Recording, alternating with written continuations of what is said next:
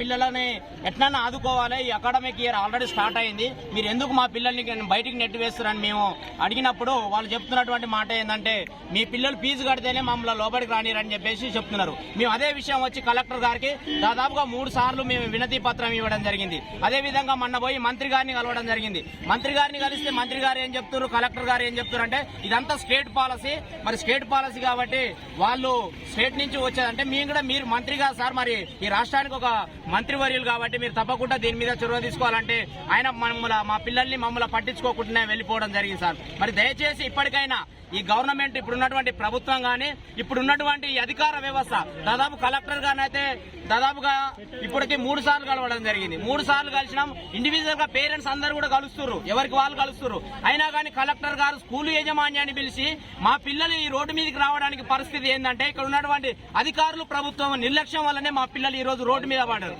ఎందుకు మరి ఈ అధికారులు ప్రభుత్వం కలిసి ఒక స్కూల్ యాజమాన్యంతో మాట్లాడే ఆ దుస్థితి లేదా అని చెప్పేసి భారత రాజ్యాంగంలో ఉన్నాం.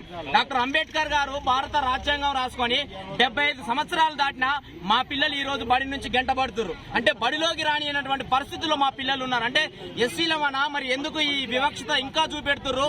అంబేద్కర్ గారి ప్రేడ్ లో అదే జరిగింది, ఇప్పుడు మా పిల్లల పరిస్థితి అదే విధంగా ఉంది. ఇప్పుడు ఉన్నటువంటి ప్రభుత్వం కానీ ఇక్కడ ఉన్నటువంటి స్థానికంగా మంత్రి గారు ఉన్నారు. మరి మంత్రి గారు అయినా ఈ పిల్లల్ని చదివించేంత స్తోమత ఆయనకు లేదా? ఎన్నో కార్యక్రమాలు చేస్తున్నారు. మరి ఈ పేద పిల్లలకు మరి విద్యను చెప్పించేటటువంటి ఆ వ్యవస్థను ఎందుకు తీసుకొస్తలేరు? స్కూల్ యాజమాన్యంతో వీళ్ళు ఎందుకు మాట్లాడతలేరని చెప్పేసి ఈ సందర్భంగా మేము పేరెంట్స్ కమిటీ తరఫున మేము బలంగా డిమాండ్ చేస్తున్నాం సార్. మా పిల్లలు అకాడమిక్ ఇయర్ స్టార్ట్ అయ్యి 1 నెల రోజులైంది సార్.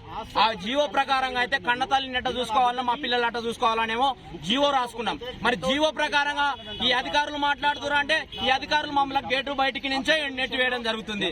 దాదాపుగా కలెక్టర్ గారిని కలిస్తే ఎలాంటి రెస్పాండ్ లేదు. మన వాళ్ళు పోయి కలుస్తున్నప్పుడు మీరు ఎక్కువ మాట్లాడొద్దని చెప్పేసి కలెక్టర్ గారు చెప్తున్నారు. మరి ఎందుకు ఈ పరిస్థితి వస్తుందో, భారత రాజ్యాంగంలో ఉన్నామా మనం అవతల ఉన్నామా అనేది ఇంకా ఇంతవరకు మాకు అర్థం కావట్లేదు సార్. కాబట్టి మరి మీడియా మిత్రులు కూడా దీన్ని అర్థం చేసుకొని తప్పకుండా మరి దీన్ని మా సమస్యను మీరు పరిష్కరించే దిశగా మీరందరూ ఉండాలని చెప్పేసి తెలియజేస్తున్నాం సార్.